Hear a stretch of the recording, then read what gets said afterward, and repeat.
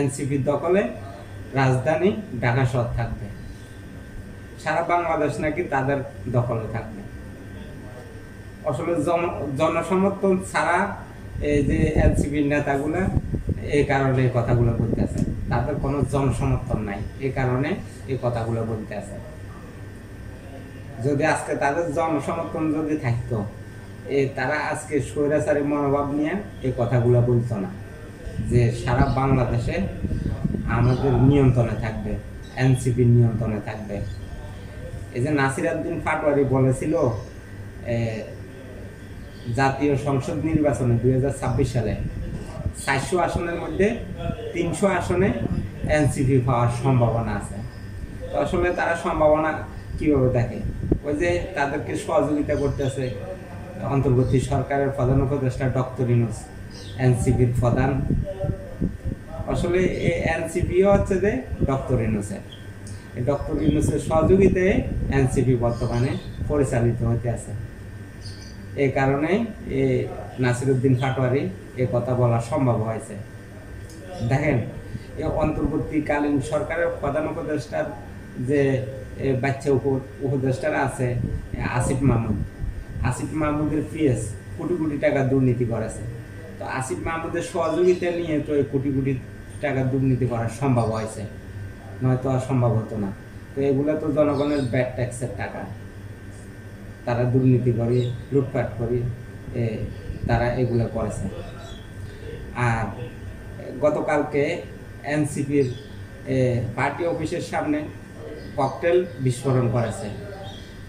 কারণ এই ককটেল বিস্ফোরণ করে এই নাটকটা সাজিয়ে জনসমর্থন আদায় করার জন্য, আর জনগণকে বুঝাচ্ছে এটাই যে যারা সংস্কার আর বিচার চায় না তারা এই হামলা করেছে।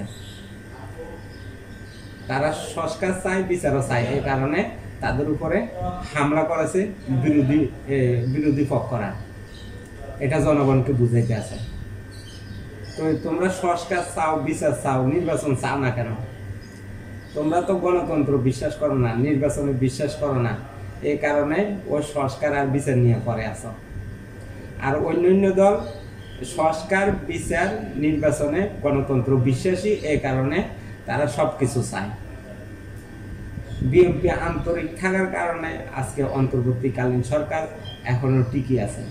আজকে যদি বিএনপি অন্তর্বর্তীকালীন সরকারকে সহযোগিতা করায় বাদ দেয়, তো অন্তর্বর্তীকালীন সরকারকে খুঁজেও পাওয়া যাবে না। বর্তমানে তারা বিএনপিকে মানে কোনো মূল্যায়নে করে না, শুধু এনসিপি যা বলে ডক্টর ইউনূস তা করে। কারণ এনসিপির প্রধানে হচ্ছে ডক্টর ইউনূসের দলে হচ্ছে এনসিপি, এই কারণে এনসিপির কথা মতো এই ডক্টর ইউনূস চলে। আসলে ডক্টর ইউনূস বিতর্কিত হয়ে গেছে। ডক্টর ইউনূসকে দিয়া বাংলাদেশে একটা অবাধ, সুস্থ, নিরপেক্ষ নির্বাচন কোনোভাবে সম্ভব না। এই যে বিএনপিকে আশ্বাস দিয়েছে ফেব্রুয়ারিতে নির্বাচন হবে, এরকম সম্ভাবনা দেখিয়েছে, ওই বর্তমানে এখনো সম্ভাবনার মধ্যে আছে, নির্বাচন হওয়ার কোনো সম্ভাবনা নাই। মানে সংস্কার আর বিচারের নামে একটা নাটক সৃষ্টি করে দিছে। এমন জটিল সংস্কারগুলো সামনে নিয়ে এসেছে যেহেতু নির্বাচন না করতে পারে, যে এই সংস্কারগুলা দাবি উপস্থাপন করব, এই সংস্কারগুলা বিএনপির পক্ষে সম্ভব না করা। যে সরকার ক্ষমতায় যাক জনগণের ভোটের মাধ্যম দিয়া, তারা এই সংস্কার বাস্তবায়ন করা তাদের পক্ষে সম্ভব হবে না। এরকম জটিল সংস্কার সামনে নিয়ে এসেছে এনসিপি। এই জন্য বলতে আছে অনেক দল নাকি সংস্কার আর বিচার চায় না, এই কারণে তাদের পার্টি অফিসের সামনে ককটেল নিক্ষেপ করছে, এগুলো বলতে আছে। তো আসলে তারা তো গণতন্ত্র বিশ্বাস করে না, নির্বাচনে বিশ্বাস করে না, এই কারণে সংস্কার আর বিচার নিয়ে বসে আছে। সংস্কার আর বিচার এগুলো প্রক্রিয়াধীন বিষয়, চলমান প্রক্রিয়া, চলতে থাকবো বছরের পর বছর, এগুলোর কোনো শেষ নাই। তো নির্বাচন এইভাবে কত বছর আটকিয়ে রাখা যাবে এই সংস্কার আর বিচারের নামে? আসলে এনসিপি চাইতে আছে এই জিনিসটাই, যে যত বছর এই ডক্টর ইউনূস সরকারকে ক্ষমতা রাখা যায়, তাদের অন্তপক্ষে দলটা মনে করেন জনগণের সমর্থন নিয়ে ক্ষমতা আসার সম্ভাবনা থাকবে। এই কারণেই মানে ডক্টর ইউনূসও চাইতে আছে এই জিনিসটা, যে তার দল যেহেতু ক্ষমতায় আসে, এই জন্য নির্বাচনটাকে বিলম্বিত করতে আছে।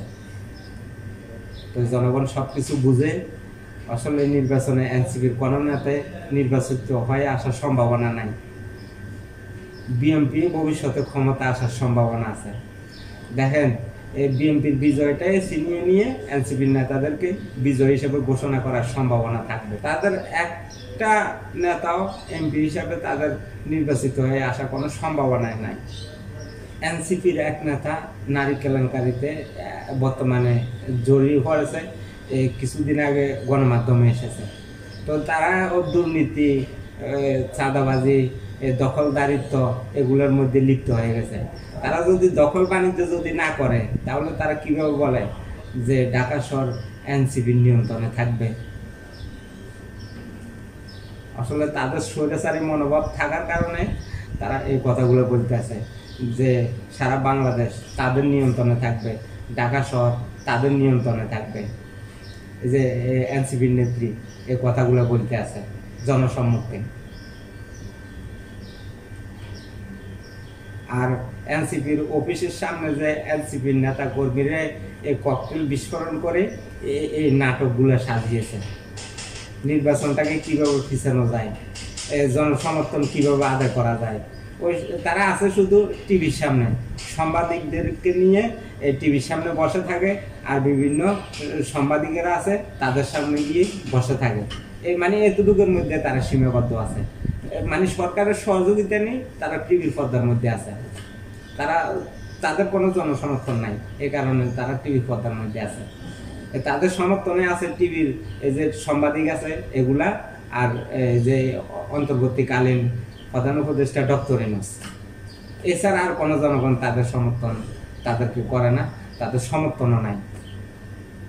এজন্য তারা নির্বাচনের মাধ্যম দিয়ে জিতে আসাও কোনো সম্ভাবনা নাই।